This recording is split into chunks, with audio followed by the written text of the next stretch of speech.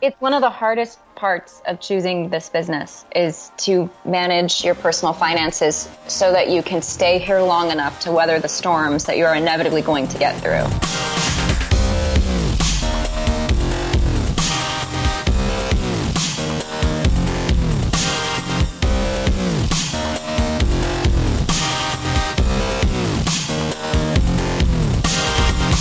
You're listening to Inside Acting, a podcast dedicated to demystifying the inner and outer game of success in the entertainment industry. I'm Trevor Elgott. And I'm AJ Meyer. And coming up in episode 270, we bring you part one of my chat with actor and comedienne Chelsey Crisp, best known for her role on ABC's Fresh Off the Boat. In part one, Chelsey dishes about her choice to move to Los Angeles from her native Arizona, what sustained her in the lean years getting started, and the unexpected boost she got from, get this, a reality TV appearance, and how having a very specific goal in mind helped launch her career to the next level. Support for this episode of Inside Acting is brought to you by Rehearsal Pro, the next version of Rehearsal, the essential app for actors. It's now available in the iTunes App Store. So, if you want to learn your lines, be off book for your auditions, explore your character, make stronger choices, and do a whole lot more quickly and reliably, go to rehearsal.pro/IAP right now to learn all about the great new features in this newest version of Rehearsal. It's a groundbreaking app designed by actors for actors, an absolute must-have for your toolbox. That's rehearsal.pro/IAP. This episode of Inside Acting is also brought to you by printheadshots.com, superior headshot printing. At printheadshots.com, all orders include free shipping, free retouching, free layouts, free proofs, and no hidden fees. That is a lot of free stuff. You don't pay a dime until you approve your proofs. And you can use promo code IA, that's IA as in Inside Acting, to get $5 off your order. Most orders arrive within just a day or two, so for superior printed headshots, visit printheadshots.com and use promo code IA for $5 off. Printheadshots.com. Superior headshots at the lowest prices, guaranteed.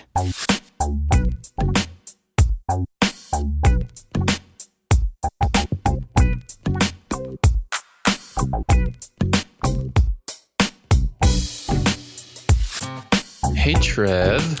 Hey, Yaj. How's this week been for you? I did open a show, so as quiet as one can be with a show opening. Yeah, I'm doing another show with the Jewish Women's Theater that I went to Virginia with. How did I not know that? It's like impossible to keep up with. You're always doing a show. It's awesome. Yeah, no, I'm not always doing a show, but they, I've said this before. They're just a great company to work with. I really enjoy what I learn when I work with them, and the people I get to meet, and the actual learning, the learning about culture and stuff and politics and history and everything. It's amazing. So what is this show?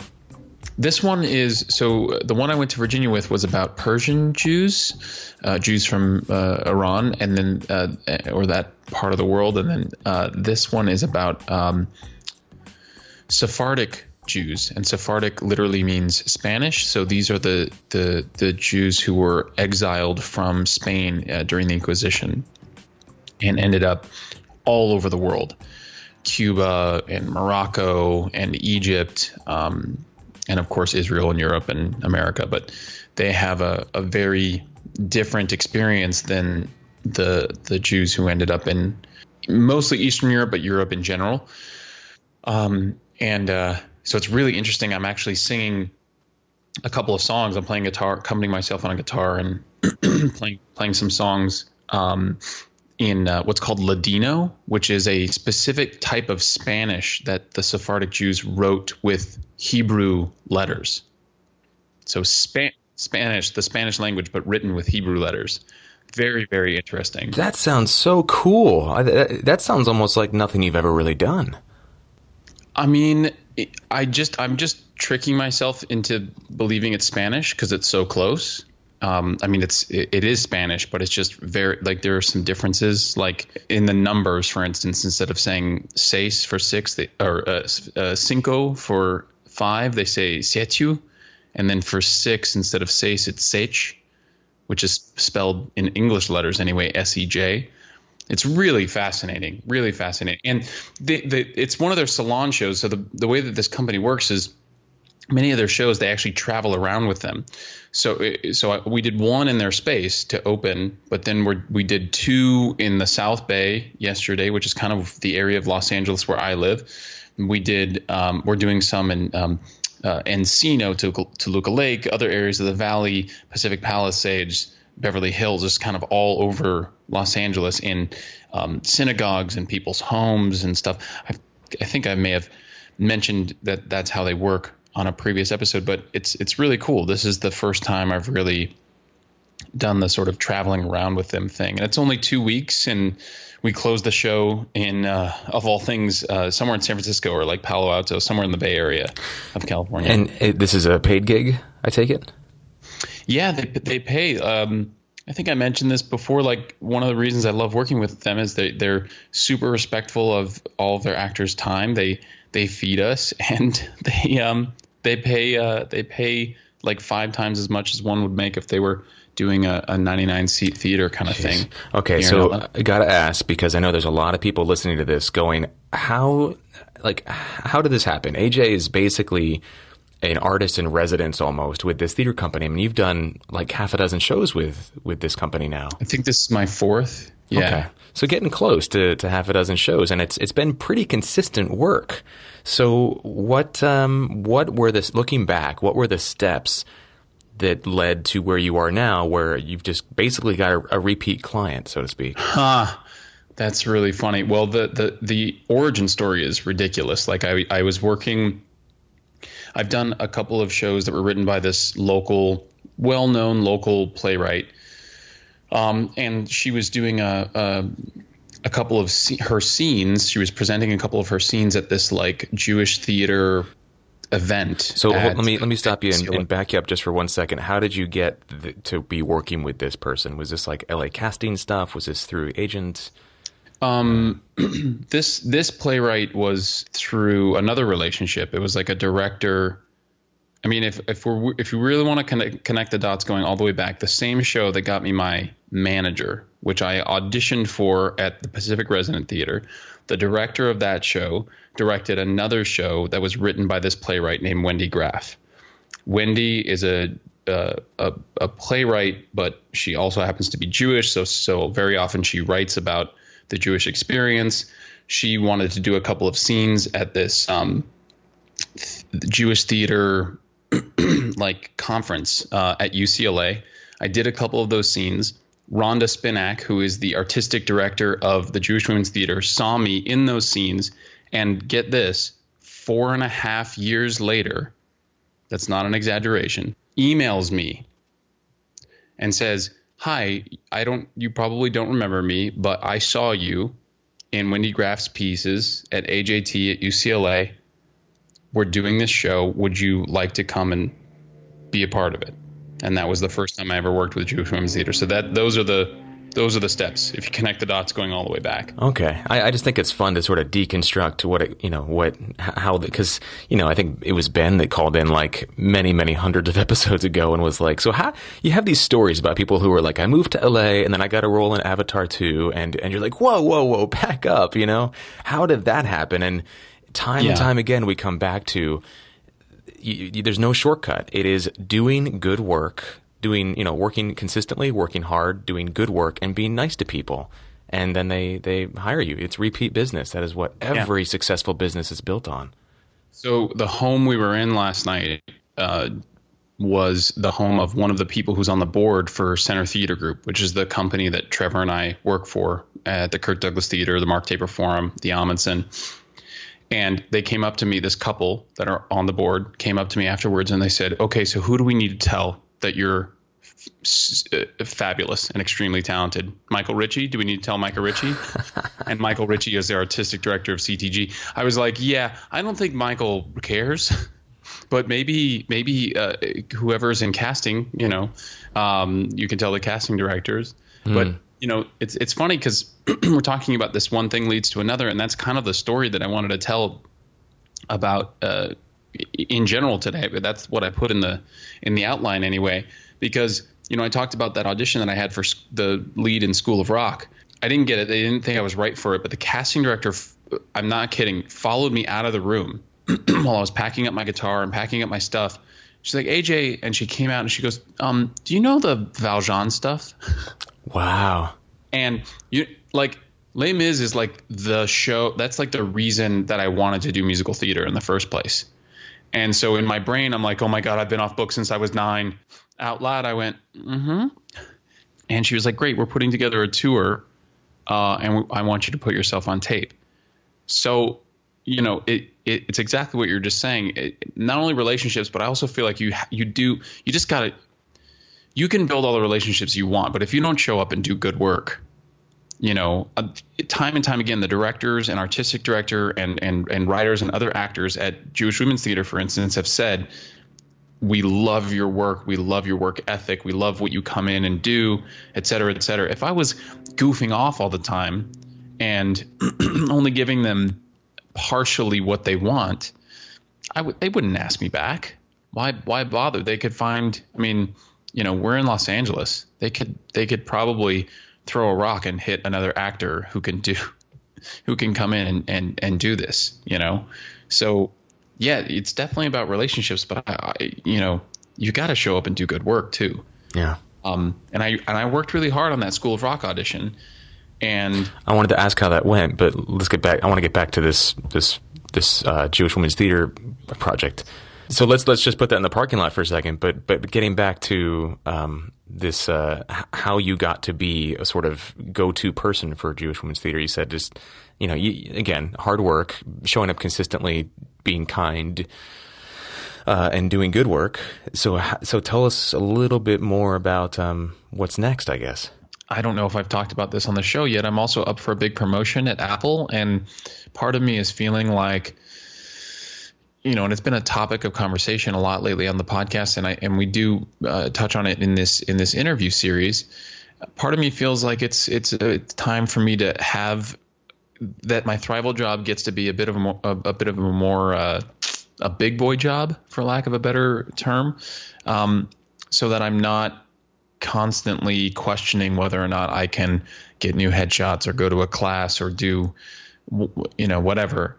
I want to feel like I'm paying off student loan debt in addition to credit card debt and those sorts of things. So were I to get this promotion, I may actually set some of these other, I guess, smaller projects aside so that I can focus on booking the stuff that I want, like the TV gigs and I hate to say it this way, but the higher paying stuff. I think that just comes with age. We just start to think like, I want to be sustaining myself with this art. If it never happens, I will be totally fine. But that's what I want. So that's what I'm going for. And Chelsey talks about it in this interview. It is a huge part of this interview, just getting specific and sort of molding everything else in your career around that. And so I'm starting to get specific. She actually helped a lot and inspired me to do so. We talk more about that in part 2 of her interview. But is being an artist in residence with the Jewish Women's Theater going to be that, going to be part of the molding of my career moving in a particular direction? I don't know. I don't think so. And so that's why it would be a tough answer were they to ask me, if that makes sense. I do think it's the kind of thing where it's like you'd say when you're going to do that at a certain point, like in your 20s, it's easier, I should say, to make concessions. You're just at a different phase of your life where it's like things don't carry the same weight that they do when you get in your 30s and start realizing that you're getting older and you start seeing the future in a different light. And on one hand, you doing more and more work like this, like what you're doing right now is working. What I mean by that is that like you're seeing results from this, and you've got people coming up to you, and relationships, your circle of influence and relationships are expanding, and jobs are leading to more jobs, like you said. So as soon as you start saying, okay, you know what, I need to sort of narrow my focus here, I'm going to deliberately restrict the opportunities that I have to sort of have these chance encounters with people who can give me work so that I can book the exact kind of work I want. And I think you've built up enough career capital to make that choice now. It's an intuitive call. It's the kind of thing that only you as an individual, and I'm speaking to everybody right now, only you as an individual will know when it's the right thing to do. And it sounds like you're at that place. Yeah. And like I said, I know it sounds, I don't know, kind of funny or ironic, but hey, the universe puts everything in front of us at the perfect time, at perfect place. But Chelsey really, like, just talking to her, it was actually really inspiring. And I, for the first time, sort of started to put words on the kinds of things I want to work on in this industry. And now that I have that, it's almost like there's no going back. And it's a little bit scary because it makes me feel like, wow, I may need to retool everything. I may need to retool where I work, who I work with, who my representation is, the casting directors that are on my target list, the directors and producers that are on my target lists. Everything may need a retooling. And that's daunting. That's really scary, especially, we're saying that in almost the same breath where we're talking about craving more stability. But I guess the stability comes from the specificity. Yeah. If that makes any sense. I think so. And all successful people constantly reinvent themselves, constantly challenge themselves. The moment that you are, and I'm speaking from sad experience here, the moment that you are comfortable and you are like, this is good, I can do this for a little while, that's the moment that you sort of stop living and start dying. So I think that to constantly be challenging yourself, seeing the next level, and knowing that you're going to have to do some uncomfortable things to get there is a really healthy thing. And that's what 99% of the population doesn't want to do and isn't willing to do. And that's why, success on the scale that we all wanted is kind of rare. I think it takes a lot of character to get there. And it's exciting to hear that you're really speaking into doing that and being in process with that. So big things ahead, man. Yeah. As long as I can overcome said fear, that's that's a daunting task in and of itself. So, but I'm excited. What is the acronym for fear? False experiences appearing real, or false expectations appearing real? False expectations. Yeah, I love that. So quickly going back to the School of Rock meeting that you had, it was a 30-minute working audition. You were playing guitar, so it was sort of a new experience for you as far as the first meeting that you had in the room doing this. How did it go? I mean, it sounded like you didn't get the role, but it sounded like by all other measures it was a big success.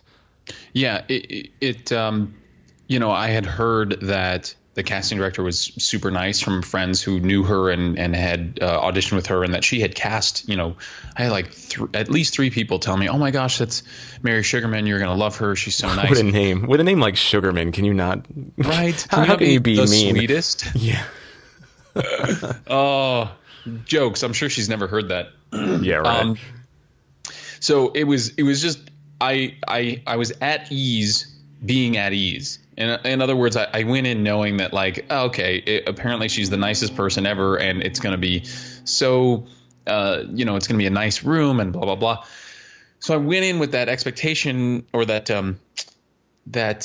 feeling, like knowing that I'm going to be in the room with collaborators, which is so great to go into an audition that way. So I walked in the room, and there was a bit of a mix up with my representation. I didn't realize that I had to prepare a song of my own in addition to the 4 songs that they wanted us to prepare for the audition. So it was like the first thing I said, I was like, hey, so a bit of a mix up. I didn't bring any of my own music. I didn't know that we had to prepare our own song. And they were like, don't worry about it. Like, oh, that's not a big deal. And I was like, okay, great. So we're already creating this sort of here's the expectations for the audition room kind of thing. And she was like, all right, let's start with the guitar. And I was like, okay. I was like, I'm not and then I, same thing. I'm not the world's greatest guitar player. I prepared like a verse and a chorus. They were like, perfect. So I did that. And then they were like, great. And I put down the guitar and they were like, let's do this scene. So we did the scene and we did a song. And one of the songs was, both of them were like super high. And one of the songs, there's like an alt note, like a octave above what's on the page. And I did it, and the assistant director who's sitting next to the casting director like starts shaking his head like, oh my God. And then I finished and I was like, man, I hope that's a good shaking of the head. And he goes, that is really high. And you hit it. Said, yes, it is. It is really high. So we kind of had a laugh about that. And I think it was that sort of like just going for it, just balls to the walls, like going for it, that had her go, And then, she came out, and that's when she asked me about the Valjean stuff. And she said, she's like, you have those notes, right? I was like, mm-hmm.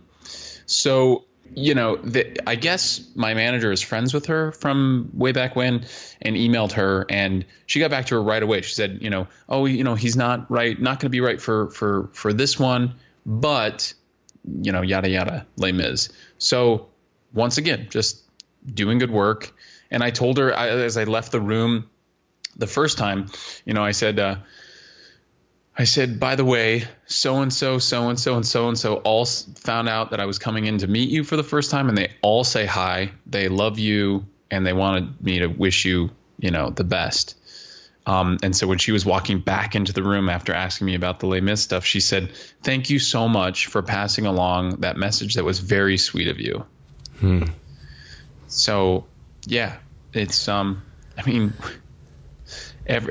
it's not, there's no secret sauce. There's no formula, People want to hire their friends, and they want to be friends with nice, talented people. End the podcast. Mic drop. I know, right? Exactly. That's awesome, man. Well, congratulations on another kick-ass week. I know it probably doesn't feel like it, but I love that every time we record, you've got a story like this. If you look back through our episodes, every single episode, you've got something along these lines to report, and it's just so cool. It's so cool to hear and to watch your journey unfold this way. This is how it happens. This is exactly how it happens. This is the 10 years to an overnight success right now that's happening. Yeah, I know. And it's taken that long. Of course, we all hope, it's going to be shorter, but that's the exception, not the rule. Okay, so before we roll into the interview, I want to put you on the spot here and ask you, experiencing what you've experienced now, especially in this phase of your career, where you're not so much like self-submitting for stuff, it's more like relationships right now that seem to be sort of paying dividends in your career. So up to this point, if somebody came along and was like, AJ, what's your nugget of wisdom? What's your desert island question? If you could have that one nugget of wisdom to pass along, where you are now, knowing what you know now, what would your nugget of wisdom be? No pressure. I know. I feel it's so much pressure. I think the most challenging thing that we can do as humans and as artists is show up as ourselves. Authenticity is probably the most challenging thing, and it sounds so silly that being ourselves would be a challenge. We do it every day. But really, we're being a learned version of ourselves. Some mask or layers of masks, plural, that we've learned to be. And with experience and work, it takes work to do this. Introspection, self-reflection, etc. We can start to peel those layers away, remove those masks. And when you show up as your authentic self, everything else that we talk about on the podcast starts to click. That's why I went back to it almost as if it's the source. Relationships start to click. your natural raw talent starts to click. Knowing what you want starts to click, and therefore creating specific goals of what's next for you in your life and your career starts to click. For me, I feel like it all ties back to that one thing. So what is something that somebody listening could do today, right now, to take a step in that direction? Well, there are a lot of tools, so I would say find the one that works for you. For instance, therapy, meditation, journaling, writing in general, the artist way, spending time with yourself. These, leadership workshops we've been to, whatever you feel like is going to support you the most. And maybe you don't know, so try it all. I would never claim to know what's going to work for everybody. Mm-hmm. So I wouldn't. So that's a hard question to answer, because I would never be like, oh, well, you got to do this. Sure. Yeah. Well, you just gave us a buffet of stuff. So go back and get as many help. It's a smorgasbord. Yeah. Go back and get as many helpings as you'd like. I want to add one thing to that's been really valuable for me lately, and it's piggybacking on Ben Mathis's interview, the free listening workshops that he does, the urban confessional thing, where he has people that go out to street corners with these cardboard signs that says free listening, and you just talk to people. But talking to people doesn't mean talking at them. It's much more about like just receiving who they are and what they bring to the conversation, just listening. And I haven't been to an official free listening urban confessional event, but I've been practicing it in my own life. The deeper I dig into meditation and journaling and just taking these sort of artist dates and walks, I'm becoming and also this probably has a lot to do with sort of what's going on family-wise for me right now, but I've just come to a very sort of quiet, humble place. Humble not meaning like defeated, just humble as in like I am such a small piece of a much larger, impressive whole. And I'm finding that I learn so much about myself when I just shut my mouth and listen to what people are saying, and not just with their words, but also with their body language, with their intonation, with where they pause and where they stumble, and what's not said and what's in between when they speak. And it is a really gratifying experience to just sort of be a witness in that way in my relationships. And I'm practicing it more and more. And it's very much a sort of battle with the ego, because I find that so often we just want to, oh yeah, that happened to me, and just immediately turn it back to validating our experience and then seeking validation from that other person that our experience is legit. But it's like, if you just kind of like, listen, as my grandmother used to say, that's why God gave us 2 ears and 1 mouth, two ears to listen with and one to speak with. And I find that that's also been a very powerful experience in terms of learning what authenticity looks and feels like, which it sounds counterintuitive, because I'm not doing any sort of deep exploration. I'm just receiving. But if we make an effort, I feel, and I'm generalizing, of course, but if we make an effort to really just hold the space for another person to completely, truly, wholly be themselves, there is a world of beauty and wisdom, and I don't know what the words I'm looking for are, but there's a lot in there to experience. And something tells me that that's another powerful tool to kind of getting to an authentic place as an artist. Yeah, well, ego is a mask. So one thing, I really appreciate you saying that, because one thing I left out of the tools for introspection is actually service, focusing out. Yeah. So thank you for adding that. I hope that doesn't say anything about me.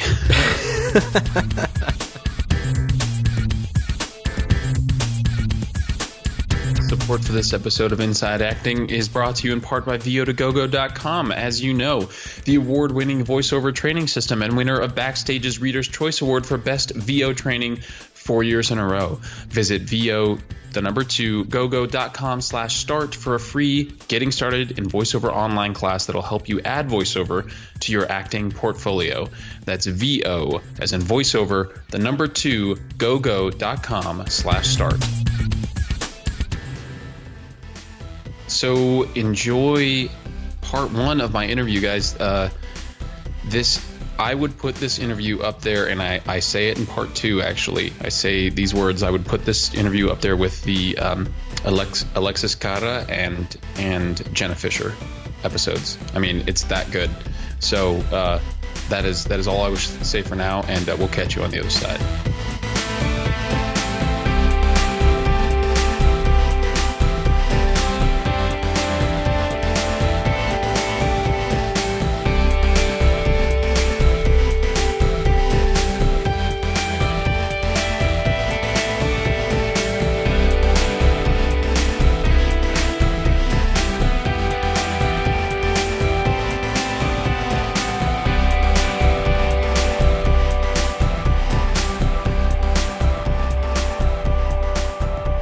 Hey guys, this is AJ, and I am actually on Skype, not in person, but on Skype with actress, improv comedienne, and probably best known for her role on Fresh Off the Boat, ABC's Fresh Off the Boat.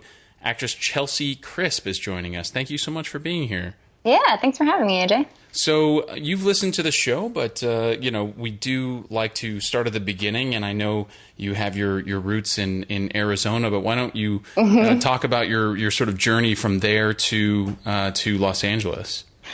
Sure. I grew up in Phoenix, which has some theater, really just a couple of professional theaters, and then mostly community theater. And I grew up doing plays in middle school and high school and community theater. And then I moved to LA to go to college. The American Academy of Dramatic Arts has a campus in Los Angeles and in New York. And I came across a director, I think I was 14 or 15, doing a show in Phoenix, doing a play, and the director had gone to the Academy, and he was just the coolest, most professional person I'd ever met or worked with. I didn't really know any actors, any professional actors growing up in Phoenix. So his word was everything to me, and he had gone to that school. So I researched it, loved what I read about it, and I went. I went right out of high school. I moved. I chose the one in LA because it was closer to Phoenix where I grew up, and because I was pretty sure that I wanted to focus on film and television at that time. And I knew, I had no friends or family in this industry at all. So I was really operating with, just from the very beginning, trying to learn as much as I could on my own. And I did at least know that LA was a little more geared towards on camera. Obviously not exclusively, but it's a little more skewed. Yeah, I'm curious, what did you learn? Because you were saying, that you just had sort of, I don't know how to put it, like sparse educational opportunities here and there regarding the industry. What was it that you learned that made you want to, I understand coming to LA to focus on film and television, but what made you want to focus on film and television? I think, I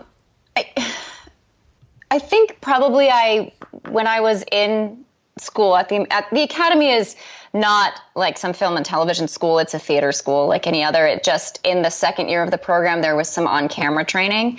And I think I started to get the idea after having been in LA for a couple of years that it was, it's going to sound sort of crazy now knowing what we know, but that it was a better choice financially. I thought that if I could succeed in film and television, then I could work in whatever theater I wanted to, versus it didn't necessarily. I wasn't at that time seeing people go the other way. Like even meeting people that were doing really well in theater couldn't necessarily go on to any TV show that they wanted to. So that, however, accurate or misguided that was at the time, I think that was a part of it. I was trying to make a good business decision. I love all, still to this day, equally. I love theater. I love TV. I love film. They offer such completely different, amazing forms of communication. But I just felt like, okay, if you can succeed on this side, then you can also work in this one a little more easily.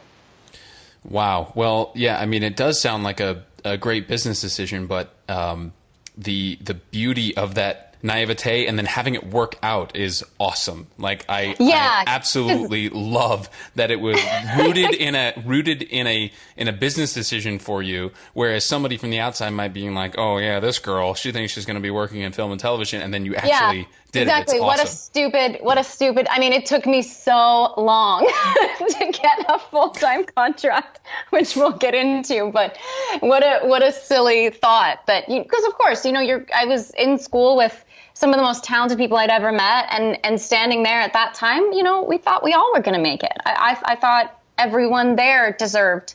I still think everyone there deserves to be on the show, but it doesn't take long to get out into the real world to realize that's not really how it works anyway. Well, that's actually a good question and a good transition into your professional work, because you have a pretty long list of IMDb credits, whether that's, smaller roles, co-stars, guest stars kind of thing, or, up to your current, is it a series regular, your role on? Okay. So your series regular role, there's a pretty, significant, pretty hefty list here. How long did it take you to start booking even some of the smaller stuff out of school? Oh, that's a good question. I think within a couple of years, I had my SAG card. I was Taft-Hartley lead for a commercial. And I think I had maybe booked a co-star on like a procedural, like a CSI or an NCIS. I do not remember what came first. But it was a very job to, like for me, at least in my case, it wasn't like I got a role and then those same people hired me for the next role and then another role. It was like I got something and then got back out, auditioned again, and then another 6 months, 8 months, a year would go by, and then I'd get something else.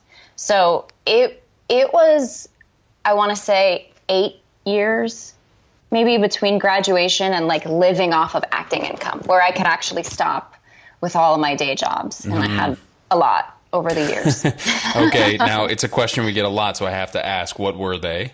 What were your thrival jobs? My bread and butter was waiting tables, because it does offer a schedule that allows you to make it to auditions. And you typically do work with other actors who really help each other out schedule-wise. But yeah, I did a lot of waiting tables. I worked for Universal Studios for a few years, hosting a show there, which was an excellent job. And that's actually what really got me into improv, was doing that show. And at the time when I hosted a show, we would do 3 to 5 shows a day. And I, at that time, learned my own sense of hosting, my own sense of humor from that show. And my bookings went up while I was working there, which I don't think was an accident. I think I found some confidence in the room with auditioning as well. I think I sort of was learning myself a little bit better, not just as an actor, but more as the part of you before and after you've done the scene. I think I've learned myself a little better. But I waited a lot of tables, AJ. A lot of tables. But I did, and I always booked enough to keep me here and to keep me feeling like, okay, I was getting enough feedback that something was working. But it just wasn't that thing where like, okay, this job and then that job and then this job and that job. That was years down the road before that happened for me. And I mean, I know you also had like a brief sojourn into sort of reality television. I bet that Universal job helped with that as well. I competed on Fear Factor with a friend as a complete lark, and we ended up winning the show. And that was how I ended up getting the job at Universal. I hosted a live version of Fear Factor. So it's such a bizarre thing, but that show, that doing Fear Factor ended up changing my life in pretty quantifiable ways, because that job, that job hosting that show bought me 3 very important years in Los Angeles. Wow. Of also getting to perform, having a job that wasn't just, delivering food or retail or the many things that we do. I also really enjoyed that job. That kept me fueled. That's so interesting, because, you must know how people, especially actors, feel about reality television and like, it taking away jobs from actors because they're putting these, non-creative things sort of in primetime slots and all of that. This was actually before I think reality TV was kind of, or maybe right on the cusp of reality TV becoming so I mean, just all encompassing. And Fear Factor's like you're on it for your one episode. I would not do. I was asked several, even just as while waiting tables over the years in LA. I was asked by different reality producers and stuff to audition for, say, The Real World or things like that, and that was just a hell no for me. I had no interest in doing something like that. Not that there's anything wrong with anyone doing it. For me personally, though, I never wanted to be like, oh, that's how people are going to know me, is see me on TV and it's this, fake drama created around me. I didn't want anything to do with that. I think Trevor and I were once asked to do like The Amazing Race or something like that, because there's always two people. Yes. I don't know. It could have been cool, I guess, for our listeners, but I don't know if anybody else would have found it entertaining. I think The Amazing Race probably is in that Fear Factor category, though, where it's a competition. There's some very specific end game. Now, I haven't seen The Amazing Race in a long time, so I don't know how much they drum up the drama. That would be the part that probably you wouldn't love. But Fair the enough. physical challenges, I mean, Fear Factor was great. It was just physical and fun and crazy, and we shot it in 3 days and we were done. Did you have to eat anything weird? Did you eat like a bug or something? Yeah. You did. I ate leeches, which is so hard to say out loud because it changes someone's perception of you in a heartbeat. Yeah, I did. I will say, though, That is so funny. it was so crazy. And when we won, for me at that time, that the prize money that we split was huge. I was able to pay off my student loans, and I was able to produce a couple of plays, which was God. so awesome. So it was really worth it for me. But Yeah, that changes things a little bit. yeah, it did. It changed things. It wasn't like enough money to like live off for years or anything like that, but it was enough to catch up, which was huge at that time. And so many of us are still paying off our student loans years later. So it's not nothing. It's one of the hardest parts of choosing this business is to manage your personal finances so that you can stay here long enough to weather the storms that you're inevitably going to get through, or that are going to come your way. And it is such a huge part of the mindset game is staying ahead of your finances, and it is very, very difficult to do. Yeah, agreed. I mean, I think that's why it comes up so often, and people don't necessarily get just how important it is. But we've been drilling it. For some reason, it's been on the in the zeitgeist. The last few episodes, we've had multiple discussions about it. So it's kind of interesting that it keeps coming up recently, even. I really wish my college, even, and I've mentioned this to them over the years, I feel like a personal finance class should absolutely be a part of the curriculum. Because it's the number one reason. I mean, by far and wide, it is the number one reason that my friends have had to move away over the years. Yeah. Some of the most talented people I know are no longer out here doing this because it just is you don't know when that thing's going to hit. You don't know what's going to go through that does lead to the next job and so on and so forth. Yeah. And you have to make ends meet until then. Yeah, the story I always tell is I do teach a class on sort of business and marketing to graduate actors at UCLA and USC. Oh, that's great. And every time I mention how I use, like various software to help me track my taxes, I just say the word taxes or I just say something having to do with personal finances, almost every hand goes up. And it's just so it's indicative of what you were just saying. It needs to be discussed more, or actors need to be feel more supported in that area, or they're just going to keep moving away. Yeah, it's so demoralizing too to see, to know that you're upside down, and then to know, okay, I have to go take a class now. I have to go get new headshots. I have to, all these things that you need along the way. You're starting a business, and most of us are starting that business without any funds. So we start the exact opposite way. We need to start with some money in the bank so that we can invest in some of the marketing materials that we need. Right. So yeah, it is hugely important. And I think when we're young coming out of college, it's so easy to underestimate how important that is. And then also to be so hopeful that will change immediately, that we'll book that job and suddenly there's a lot of money coming in. And again, you don't know when that's going to happen. Well, and even then, like it's not like it's, sustainable forever. You know, Yes. I had about 1.5 to 2 years where the majority of my income was coming from being an actor, and then it wasn't again. And so, you know, it's something that we sort of always get to deal with until, you know, that time where, well, yeah, if our student loans are paid off and we've saved some money away, then things start to shift a bit. That's true. You mentioned your school again, and I forgot that there was a question I wanted to ask you about that time in your life specifically. So forgive me for backtracking here, but no, of course. I wanted to ask, you know, you came out to Los Angeles, you know, at 18 or whatever, immediately following high school. And yes, it was to go to school, but in a way it feels, because you went to a specifically, you know, arts focused school, it feels like you just, you know, dove right from high school to a major market. So it's sort of like a two-part question. They're both related, but one is, you know, what had you choose a school that was specifically arts focused as opposed to more sort of liberal arts or a big, you know, university like a UCLA or USC? And two, the idea of moving directly to a major market following graduation. We get that question a lot to the podcast as well, and I'm curious what your take on it was, you know, as opposed to going, because you could have gone to an art school in a minor market or somewhere that was not Los Angeles or New York, but you specifically said you wanted to go to one of the two major markets. So yes, that was definitely on purpose.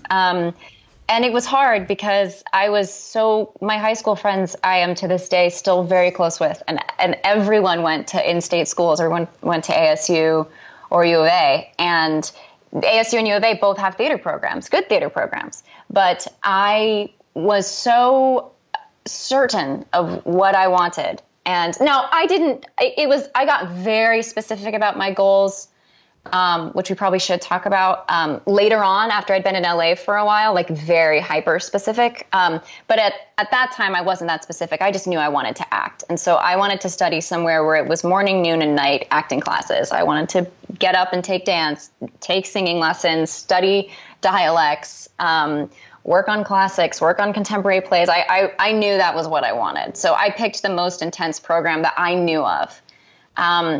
Again, not having any friends or family in the industry, I wasn't able to take the whole picture in. I wasn't able to go like, okay, USC has this, you know, amazing film department, or like that I didn't know then. I was just looking for the most intense acting program I could find. And I did want to be in Los Angeles or New York because I figured that time spent should be, you know, you want to start meeting people that hopefully you're going to keep working with, start building relationships in that city. I don't know why that didn't scare me. It really excited me. I wasn't scared to move to a big city. And I, to this day, am so grateful that my parents allowed me to do that, because I had just turned 18 and moved into a studio apartment on Hollywood Boulevard.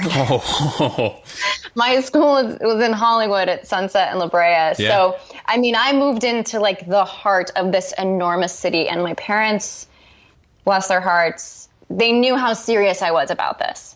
So they let me do it. And I know that was terrifying for them. And I'm so grateful that they let me do that. And I also had to work. I had to work pretty much through, you know, all of college. So, you know, they knew that I was serious about it. So yeah, did that answer both parts of the question? I think so. I mean, you know, obviously everybody's, you know, journey is different. And, you know, I love that you weren't afraid. That's great. And I also think it's really fascinating that you made this decision. You knew that you wanted to wake up and morning, noon, and night just be an actor or be a creative person. And that's commendable. I came from a background of not knowing anything. I didn't know a thing. I mean, the freshman, you know, experience at UCLA is like you dive in, you immerse yourself. You are sort of morning, noon, and night, taking theater classes, and that was a complete culture shock for me. So for you to know that that's what you wanted from the get-go I think it's awesome. I was so obsessed. I mean, I was very like I think I took it too seriously. when I was younger. Like, it was so important to me. I wanted to learn everything I could about acting and about theater. And yeah, theater at the time, more specifically. It was later when I started to realize that I also needed to learn about film. Well, you mentioned a moment ago that, you know, having specific goals are really important. And I wanted to ask you about the transition from, you know, co-star, guest star, you know, maybe a recurring to a series regular, and what that, you know, what you think you actually did, what the, not necessarily the steps or like there's a formula, but what changed for you when you went from, you know, the sort of what some people call like the one level to the next level. And I have a feeling, correct me if I'm wrong, but I have a feeling, because we've heard this on the show before, that having those specific goals probably helped in that transition, in that sort of taking the next step. So I think that the two topics might be related. Am I correct in guessing that? Yes, you are correct. So the step right before that, I'd say for 5 to 6 years, I was, you know, like I said, as I said, booking kind of things here and there. Maybe it'd be an indie film or a commercial or a co-star, and they were very different. I would go in to these offices. I also studied Shakespeare for a little while in England, and I think having that on my resume, like I think each casting office saw me as something completely different. Whatever I walked in as the first time is sort of how they saw me. There was really no sense of branding to it. I am also I'm like a short, pale white woman, so it was like I would change myself into whatever way to go into that office if I needed to look like a drug addict, you know, as we do. And as an actor, that was wonderful. That was very exciting and fulfilling. But there wasn't this like, Chelsey Crisp, she's the girl that does that thing. That didn't happen. There was no sense of the industry as a whole seeing me one way. And if someone had advised me at that age and at that time that that's what I should do, I would have ignored them like crazy, because I was not interested in playing just one thing. That didn't sound even remotely fulfilling to me. 6 or 7 years later, I started doing a lot of improv comedy. I started, you know, studying at the various schools, and this was not some intentional career decision. It was just something that I really enjoyed. I had done enough guest stars and co-stars on various shows. I had done indie films, and then like Friends projects here and there. I'd worked enough to finally go, okay, what does a day on the life of this set look like? What does a day on the life of this set look like? And I got really specific about, if I could snap my fingers and this is what I'd have tomorrow, this is what I would get. What do I want it to be? And I decided that I wanted a series regular on an ensemble comedy that shoots in LA. Okay. That's specific. Well done. Yeah, exactly. It was that specific. That's awesome. What I did not say was network or cable. I did not care. It wasn't about what kind of a role do I play? It wasn't about branding. It was like, this is the day that I want. I want to go to work with an amazing group of comedic actors and writers and find the funniest version of that scene that we can, and then go home at night and get up and do it all over again. And so just making that decision informed every decision that I made myself. So who was I going to study with? Who did I take my headshots with? Who did my target lists become for casting directors? And which kind of agencies would I want to be with? It turned this long game that we all have of learning about this business, trying to, when you start to figure out, oh my gosh, there are studios and production companies and networks, and they all work together in crazy convoluted ways based on the project. I stopped having to learn everything about everything, and I only focused on ensemble half-hour comedies. That's what I watched. And so in a pretty short amount of time, I knew who all those casting directors were. And because I was doing a lot of improv, they started to know who I was. And then within, I think, within like 6 months, a great comedy agent saw me in a show, and my agent, who I had been with since I left college, was kind of at a point where he thought he was going to take a break from the industry. So it was a perfect time to make a transition to this other agent. And everything he really focused on was comedy. It was in this half-hour vein. And then I signed with 3 Arts, which is one of the top comedy management companies. And they were on my target list. When they called me in for a meeting, I will never forget going to that meeting.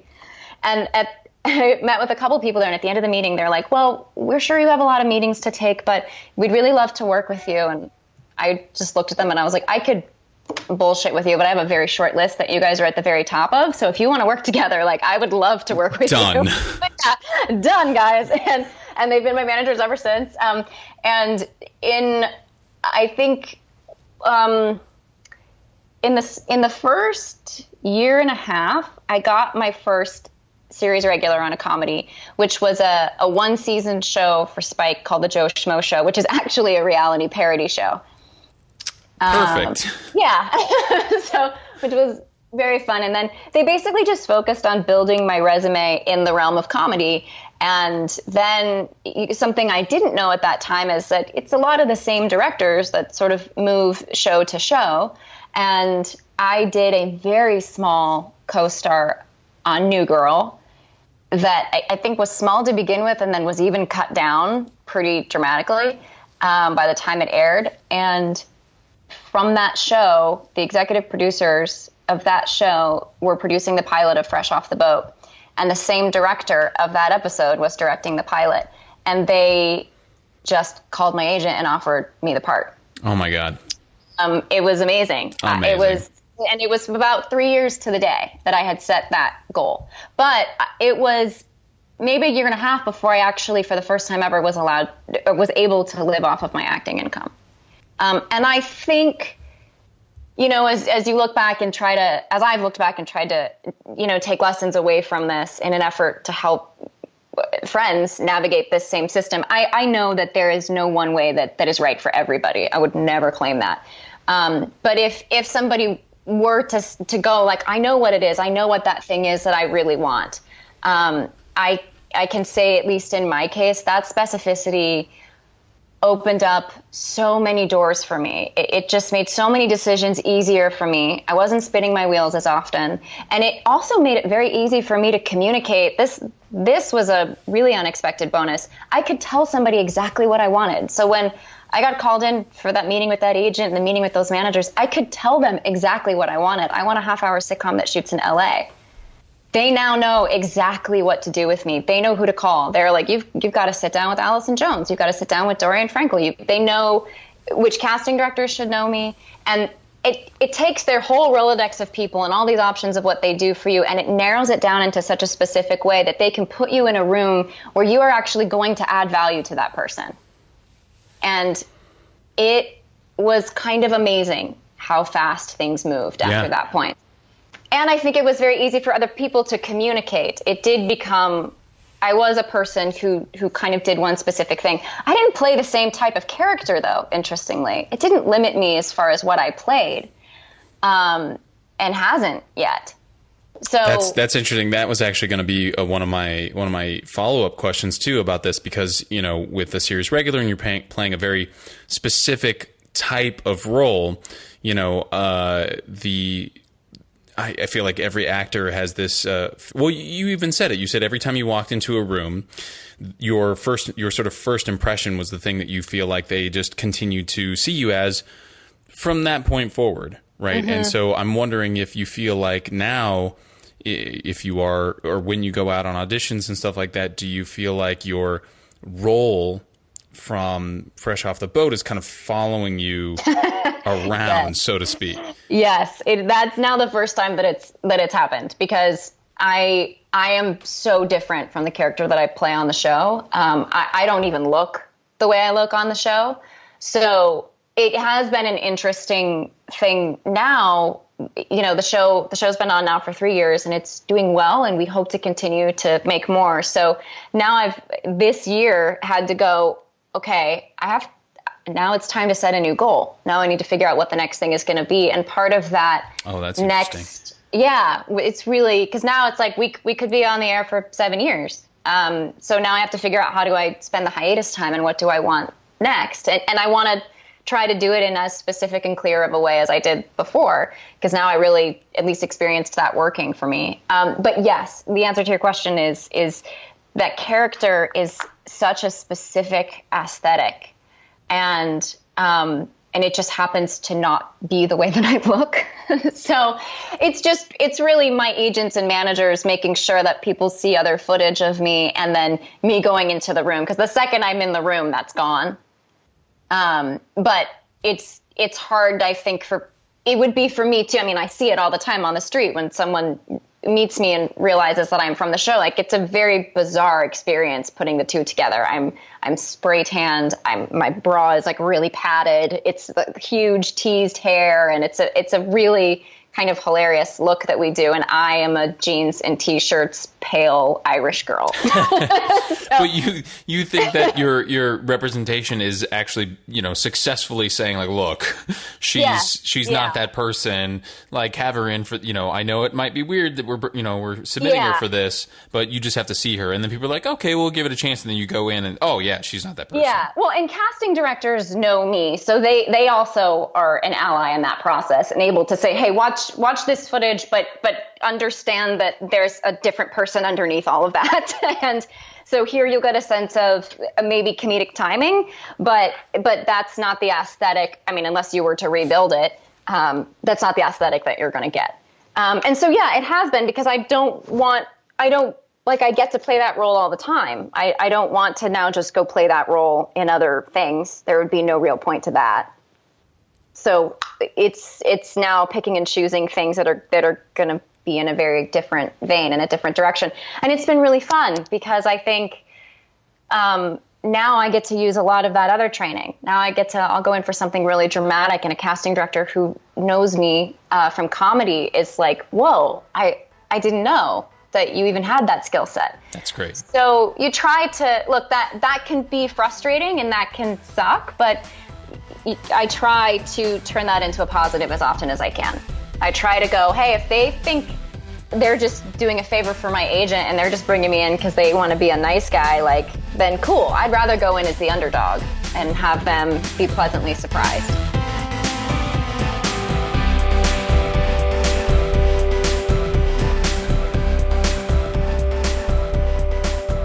So welcome back, everybody. Hope you enjoyed part 1 of AJ's chat with Chelsey. I am so excited to listen to this. I don't know anything about it yet. Haven't had a chance to look at any notes or listen to the segment yet, but it sounds like, from what you said, AJ, it's a classic. It's one for the books for sure. Oh yeah. And like I said, I mean, maybe it's just the timing, but I definitely felt inspired to change things up a bit, I guess you could say. Cool. Yeah. So, all right. Your pick of the week is making me laugh. It should make you laugh. You guys. The Golden Girls is on Hulu. Oh my god. The Golden Girls is on Hulu. That's it. That's my pick of the week. Hulu.com/the-golden-girls. Go watch it. Oh my god. Can I say one thing? Almost every episode of that show takes place in their apartment or in their condo, just the 4 of them, and like 1 or maybe 2 guest stars for the episode. So if you think about it in 2 ways, one as a sort of a exercise in writing, like amazing writing, because it's super funny, and all contained for the most part in this one location, and then bringing in, an actor or 2 or whatever. You could very, very easily produce your own show in this same vein. If you had something to say, you had some characters, you wanted to write something, it doesn't take a lot of different locations, web series, or full-on TV show.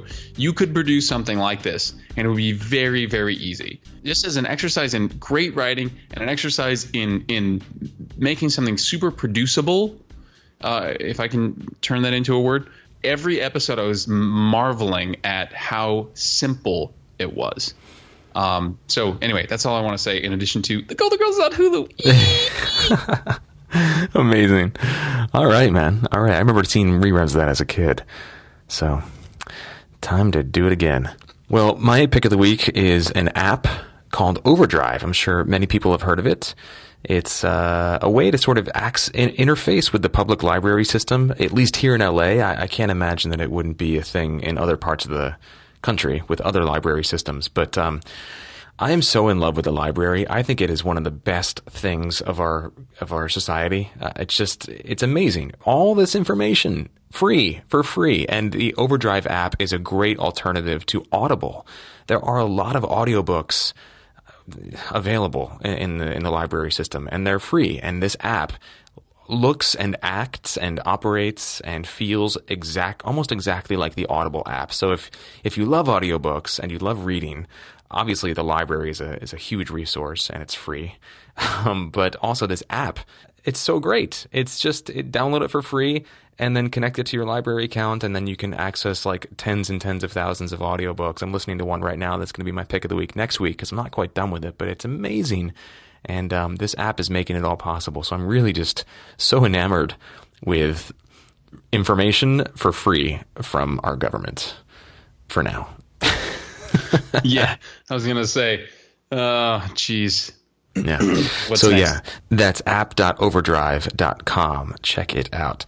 And then we have a listener pick from Mike Bowers, who wrote in with a pick from Center Theater Group. This is a production that Center Theater Group is putting on right now.